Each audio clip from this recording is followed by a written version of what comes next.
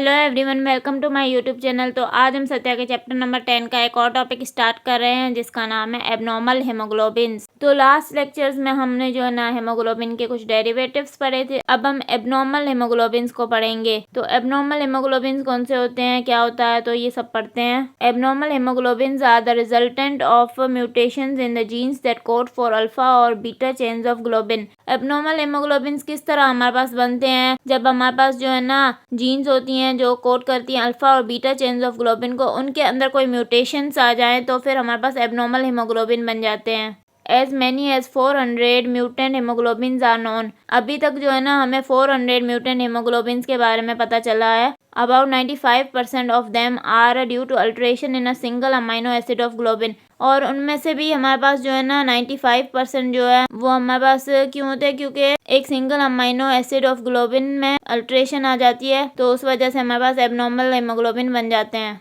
अब हमारे पास क्या है, basic concepts of globin synthesis. Globin synthesis के बेसिक कॉन्सेप्ट्स क्या हैं हम देखते हैं। For a better understanding of abnormal haemoglobins it is worthwhile to have a basic knowledge of globin synthesis. तो एबनॉर्मल हेमोग्लोबिन्स को बेटर तरीके से समझने के लिए हमारे पास जो है ना ग्लोबिन सिंथेसिस की बेसिक नॉलेज होनी चाहिए। The globin genes are organised into 2 gene families और क्लस्टर्स, फिगर 10.11।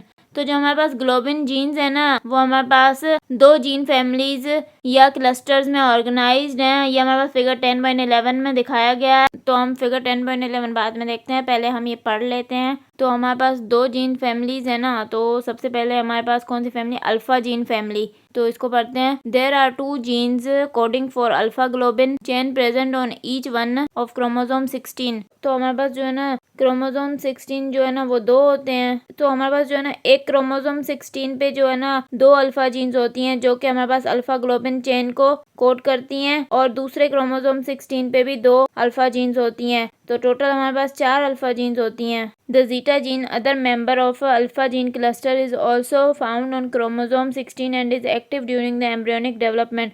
तो जो हमारे पास बीटा जीन है ना, एक दूसरे मेंबर जो अल्फा जीन क्लस्टर की, वो भी हमारे पास क्रोमोसोम 16 पे होती है, और ये हमारे पास एक्टिव होती है ड्यूरिंग एम्ब्रियोनिक डेवलपमेंट। मतलब जब एम्ब्रियोनिक लाइफ होती है ना, जो हेमोग्लोबिन बनता है उसमें हमारे पास बीटा जीन होती है। दूसरी फैमिली हमारे पास कौन सी है, beta gene family. The synthesis of beta globin occurs from a single gene located on each one of chromosome 11।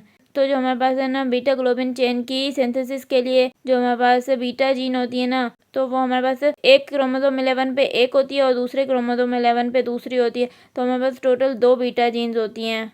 This chromosome also contains 4 other genes. और इस क्रोमोसोम पे हमारे पास 4 दूसरी जीन्स भी होती हैं बीटा जीन्स के अलावा। 1 epsilon gene expressed in the early stages of embryonic development. तो जब हमारे पास अर्ली स्टेजेस होते हैं ना एम्ब्रियोनिक डेवलपमेंट के, तो तब हमारे पास एप्सिलॉन जीन एक्सप्रेस होती है। 2 gamma genes G gamma and A gamma synthesise gamma globin chains of foetal haemoglobin haemoglobin F. 2 gamma genes भी होती है हमारे पास, एक जी गामा और दूसरी ए गामा। ये हमारे पास गामा ग्लोबिन चेन्स जो है ना फीटल हेमोग्लोबिन उनको सिंथेसाइज करती हैं फीटल हेमोग्लोबिन में। 1 delta gene producing delta globin chain found in adults to a minor extent haemoglobin A2। और एक हमारे पास जो है ना डेल्टा जीन होती है जो कि हमारे पास डेल्टा ग्लोबिन चेन बनाने में हेल्प करती है अडल्ट्स में। जो हमारे पास हेमोग्लोबिन A2 होता है ना उसमें डेल्टा जीन होती है। तो ये हमने एक क्रोमोसोम 11 की बात की है ना, तो दूसरे क्रोमोसोम 11 पे भी जीन्स इसी तरह होती हैं। मतलब हमारे पास हर क्रोमोसोम पेयर में होता है ना, तो हमारे पास क्रोमोसोम 11 भी 2 होते हैं, क्रोमोसोम 16 भी 2 होते हैं। तो इसी तरह हमारे पास एक बीटा जीन हमारे पास क्रोमोसोम 11 एक पे होगी और दूसरी बीटा जीन दूसरे क्रोमोसोम 11 पे होगी।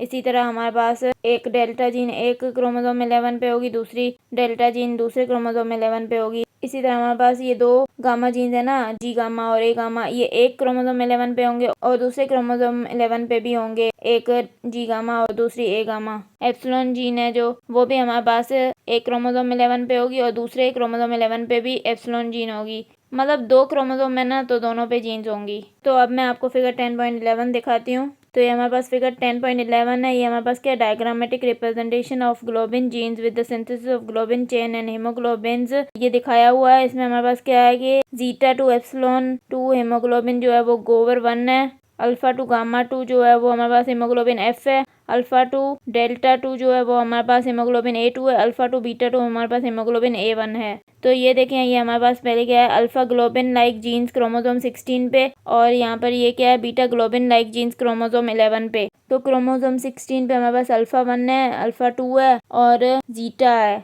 यहाँ पर हमारे पास क्रोमोसोम 11 पे क्या है, एक बीटा जीन है, एक डेल्टा जीन है और गामा की हमारे पास 2 जीन्स है, एक जी गामा है और एक ए गामा है और एप्सिलॉन जीन है हमारे पास। और अब हम ऊपर देख रहे हैं तो 16 क्रोमोसोम पे हमारे पास जब अल्फ़ा 1 और अल्फ़ा 2 जीन्स जो है, इनसे हमारे पास क्या बनेगा, अल्फ़ा ग्लोबिन चेन्स बनेंगी। और यहाँ पर अगर हम देखें तो हमारे पास जीटा से जीटा ग्लोबिन चेन्स बनेंगी। और अगर हम यहाँ से देखें तो बीटा जीन है ना, तो यहाँ से हमारे पास बीटा चेन्स बन रही हैं। और अगर हम डेल्टा जीन को देखें तो यहाँ से डेल्टा चेन्स बन रही हैं। और यहाँ से हमारे पास 2 गामा जीन्स है ना, तो यहाँ से हमारे पास गामा चेन्स बन रही हैं। और यहाँ पे एप्सिलॉन है तो हमारे पास एप्सिलॉन चेन्स बन रही हैं। तो ये ग्लोबिन चेन्स यहाँ से बन गई और यहाँ से बन गई। अब हमारे पास क्या बनेंगे, हीमोग्लोबिन बनेंगे जब ये ग्लोबिन चेन्स आपस में मिलेंगी।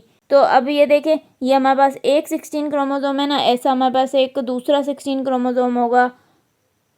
और हमारे पास यहाँ पे एक क्रोमोसोम 11 है ना, तो हमारे पास एक दूसरा क्रोमोसोम 11 होगा और इन दोनों पे सेम ही जीन्स होंगी और उनसे भी हमारे पास सेम ग्लोबिन चेन्स बनेंगी। ठीक है, तो जब ग्लोबिन चेन्स बन जाएंगी ना, तो देखें, एक यहाँ से अल्फ़ा चेन बनी है और एक दूसरे क्रोमोसोम से हमारे पास अल्फ़ा चेन बनेगी। ठीक है, 2 अल्फ़ा चेन्स हो गई यहाँ से। तो अब हमारे पास यहाँ पे एक बीटा चेन बनी हुई है ना, तो एक दूसरी बीटा चेन यहाँ पे बन जाएगी। तो जब हमारे पास 2 अल्फ़ा चेन्स और 2 बीटा चेन्स मिलेंगी तो हमारे पास क्या बन जाएगा, अडल्ट हेमोग्लोबिन बन जाएगा। इसी तरह हमारे पास यहाँ पे एक दूसरा डेल्टा चेन बन जाएगी। तो जब 2 अल्फ़ा और 2 डेल्टा चेन्स मिलेंगी तो हमारे पास अडल्ट हेमोग्लोबिन 2 बन जाएगा, हेमोग्लोबिन A2 वो बन जाएगा। और इसी तरह हमारे पास गामा एक चेन बनी हुई है तो दूसरी चेन बनेगी ना, तो 2 गामा चेन्स और 2 अल्फ़ा चेन्स मिलेंगी तो हमारे पास फीटल हेमोग्लोबिन बन जाएगा। इसी तरह हमारे पास यहाँ पे एक जीटा चेन बनी हुई है ना, एक दूसरी जीटा चेन बनेगी। और यहाँ पे हमारे पास एक एप्सिलॉन चेन बनी हुई है ना, एक दूसरी एप्सिलॉन चेन बनेगी।